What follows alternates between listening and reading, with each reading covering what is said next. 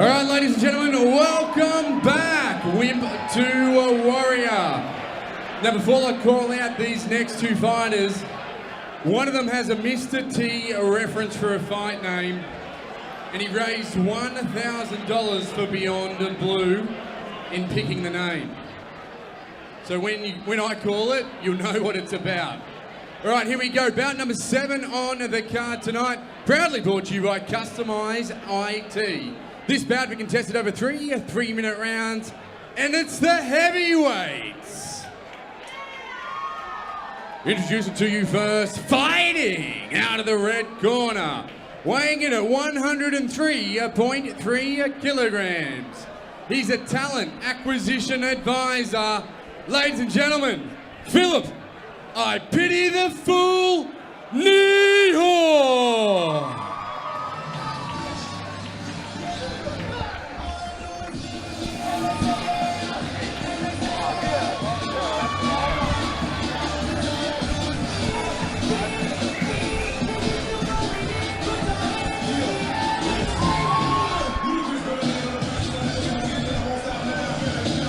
Okay, so we got Phillip Neho coming out. 38 amazing years old. Yeah, this is a battle of the big boys here. We've got Phil Neho, 103 kilos, 103-ish, and Josh Preston, who's 115. So there's going to be some heavy hitting here, Joel, I think. Yeah, definitely. So Phil's a big fan of BJJ.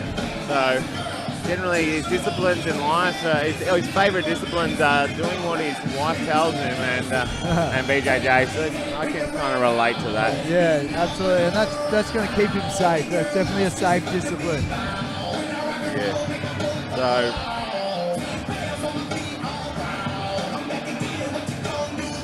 So Phil coming into this, another ex-rugby player, so we're seeing quite a few people that are, athletes from other sports coming in, looking for something after their chosen sport.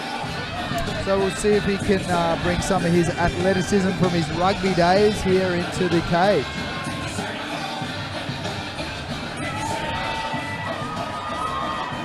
Yeah, so Phil's raised $1,000 for a charity, Beyond Blue. So the highest winner gets to pick his ring name. So we're going to introducing his opponent, fighting out of the blue corner, weighing in at 113 kilograms even. He's a project manager in the construction industry. Ladies and gentlemen, Joshua Preston.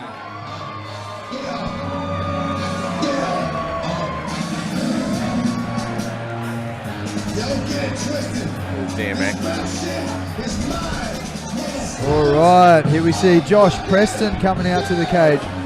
Josh, 115 kilos, so he's going to have a bit of weight behind him, and we'll see if he can use that to his advantage. Josh is an ex-representative rugby player, so he was obviously, in his day, quite the athlete, and we can see if he can carry that over. And the reason that he signed up for Wimp to Warrior here is because he wanted to get his health back after being overweight for a number of years. So, he's lost over 20 kilos in this process. Yeah, so that is like great. I said before, Wimp to Warrior is definitely a life-changing experience for these guys and girls. Yeah, absolutely. Lost 20 kilos in 4 weeks. 4 months, sorry.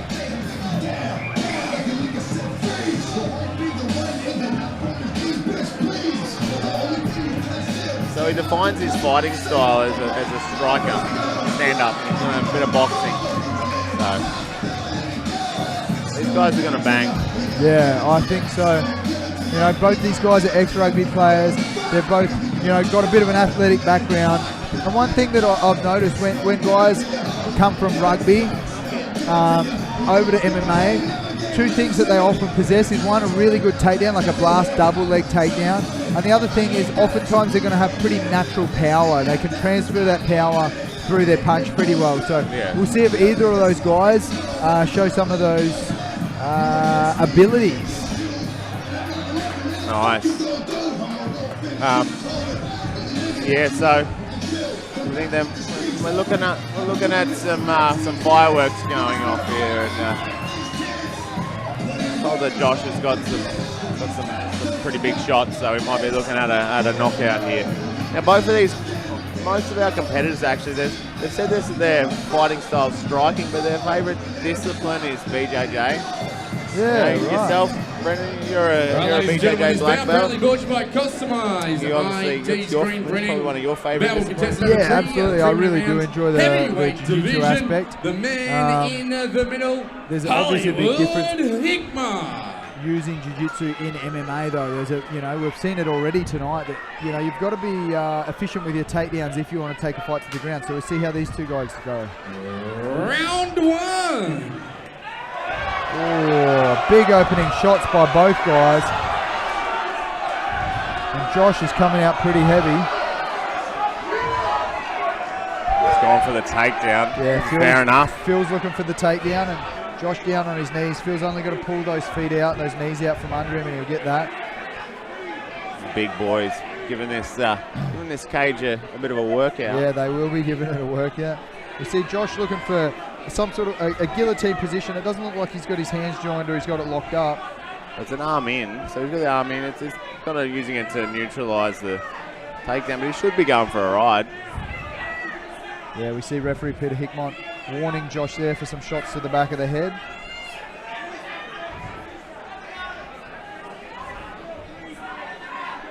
And Phil is still working here, working away for the takedown. He did weather those early shots down. Now that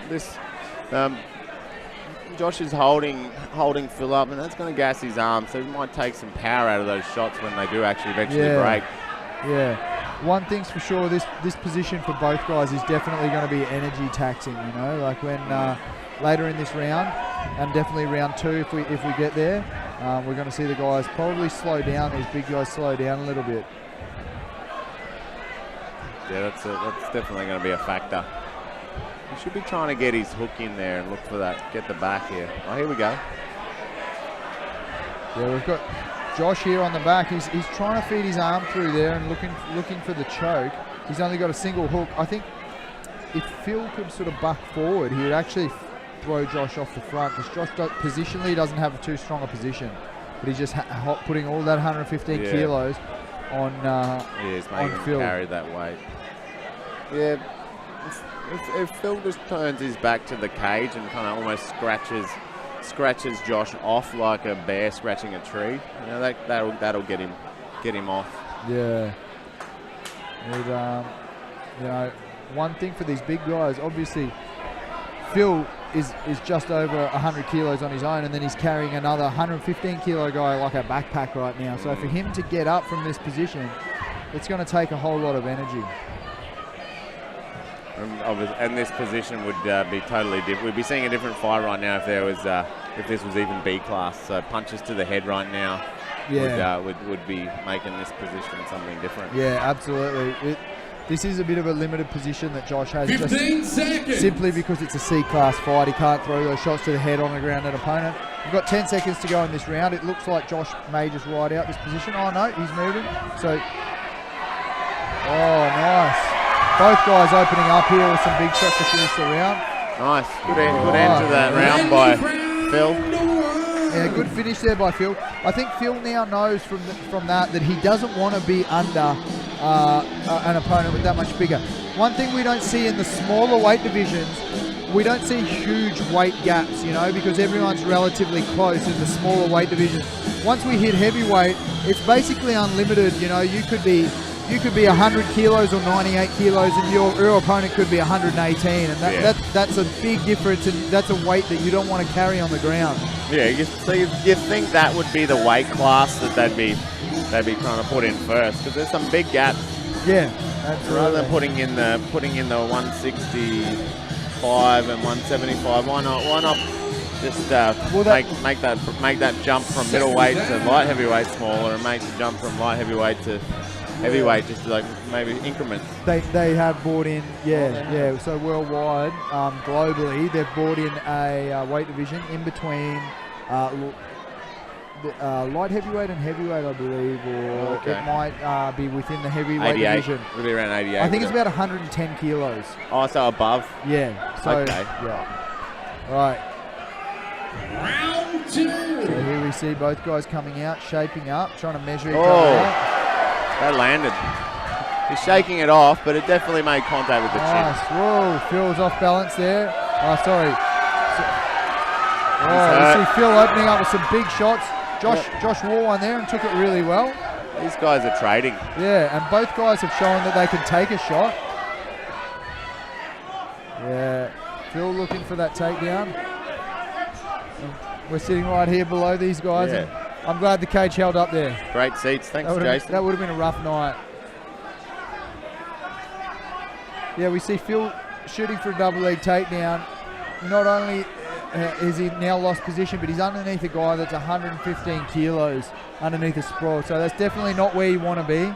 And Phil's going to have to scramble pretty hard to get out of this position, because carrying a 115 kilo guy for the remainder of the round is going to be a long night. Yeah, especially up against the cage like this. Yeah, absolutely. Not a lot of room for him to hip escape.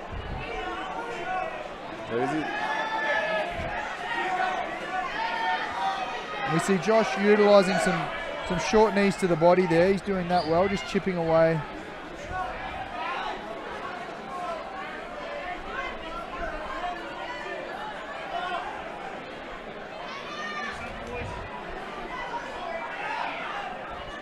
Yeah, mate, it's under. Yeah, he could actually hook that arm and turn this into a crucifix, no?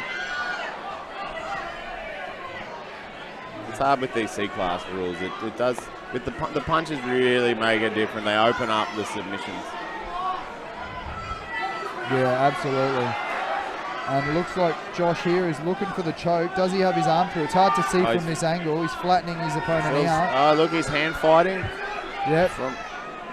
Yep, we've got Phil. He's Phil cleared is that fighting. bottom hook, so if he just gets his bum out, scoots out towards the cage, he should be out and come and on this top. is where either He guy could get can on top scramble to here. get on top. So it's going to be. He's that. Look, good work by Josh. Yeah, and Josh has done well to pull himself up in the top position. We've got 40 seconds to go here in round 2.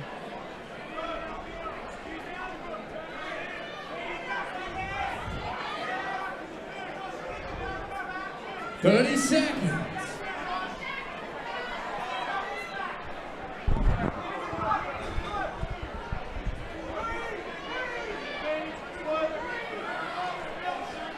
So Josh has his leg caught here in half guard. He's nearly through to mount, but like we've seen in past fights, the mount for these C-class rules isn't the best position.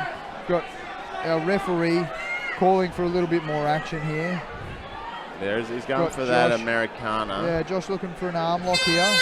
And that's the end of round End 2. of round 2. When it comes to custom screening and printing, there's only one name you need to know. Customize it.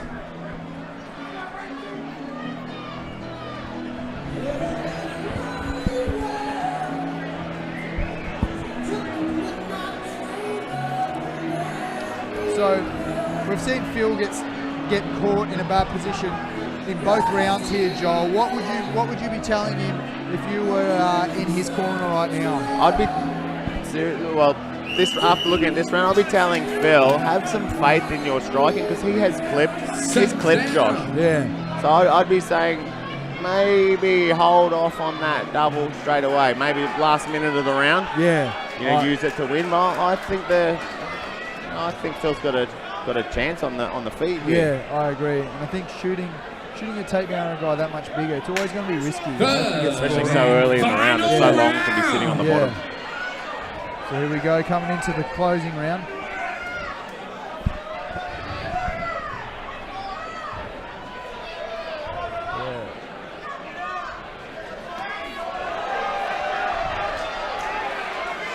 That's what Phil needs to utilise the cage. So move around, use the space like it is. It's the big 8-metre cage we got here.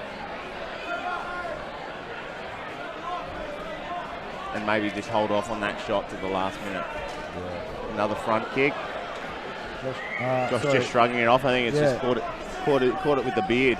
The power of the beard. The face Kevlar. You know how the power of the beard can work. Yeah, right.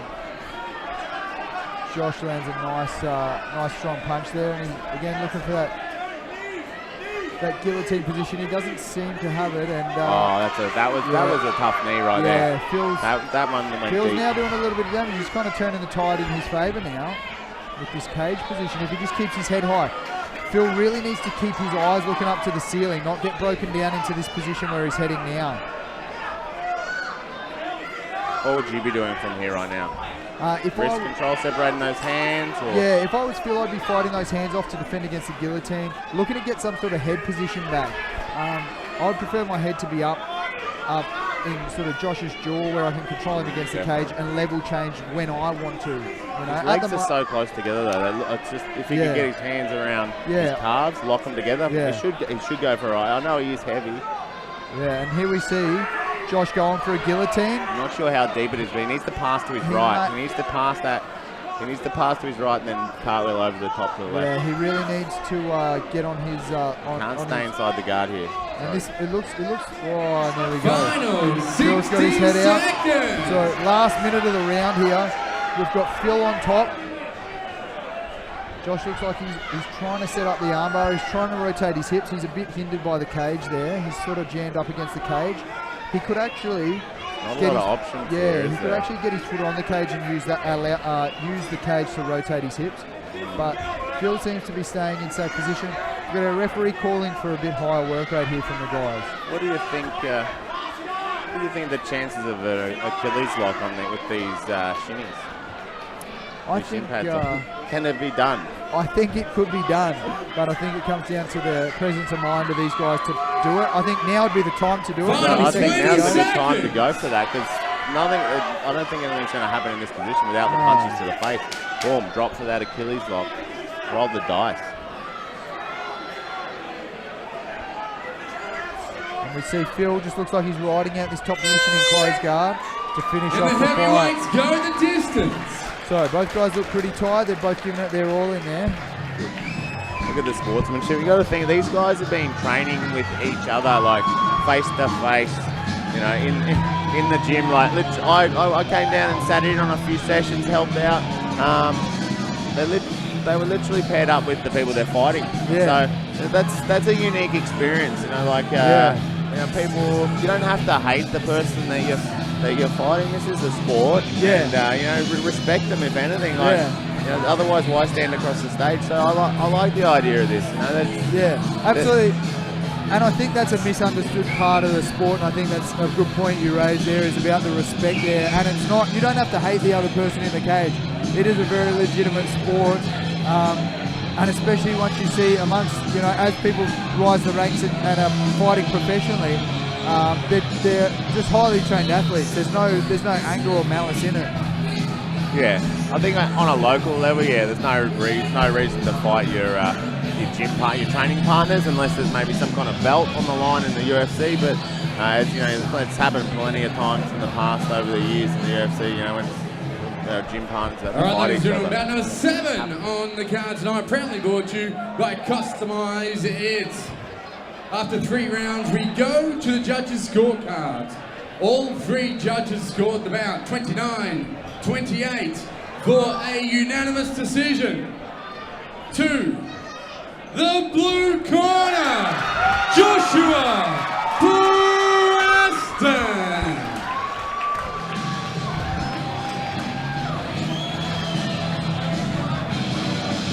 That was a good decision, I guess. You definitely got to give that to Josh just for the amount of minutes he spent in control on top. Yeah. Phil, you give it to me. Phil's got a big heart. He took some heavy shots early. Yeah, both guys did really well. Here we have Josh. We're just going to hear from Josh here in the cage. Josh Preston, mate, unanimous decision, but a very, very tough fight and a very close fight. Yeah, look, I trained with Phil. Kind of started together as the bigger guys in the camp. I think at the end of the day, you know, that score kind of still showed how close we can be. You know, it can go either way. So, miseries to Phil, huge effort. Thanks to my team, Blue Team. Chalk up a win for everyone. So, hope you guys enjoyed it. I'm sorry there's a bit of groundwork there, but we're big, we're tired. Well, yeah, you certainly went the distance, and you looked like you were opening up the rounds when you had a bit more energy, coming out strong, and then try and plan it from there. Yeah, look, there's a couple of times where I looked at my corner over there. got a lot of special people that have come to see me tonight, and you know, they kind of pick you up when you got nothing left in the tank. So that's about it. Well, congratulations. You go out a winner tonight. Well done. Did you find that you got what you wanted to get out of this, or did you get even more? Yeah, definitely. Look, my partner and I, Jess, said about this time last year that we need to make a change in particularly my life and hers as well, with young children coming and already here. So that was the main goal, you know, get into good healthy habits. Managed to lose over 20 kilos doing the program, so I'd certainly encourage anyone doing the Wimp to Warrior program just for a personal development situation. Well, congratulations. Ladies and gentlemen, please give it up for Joshua Preston.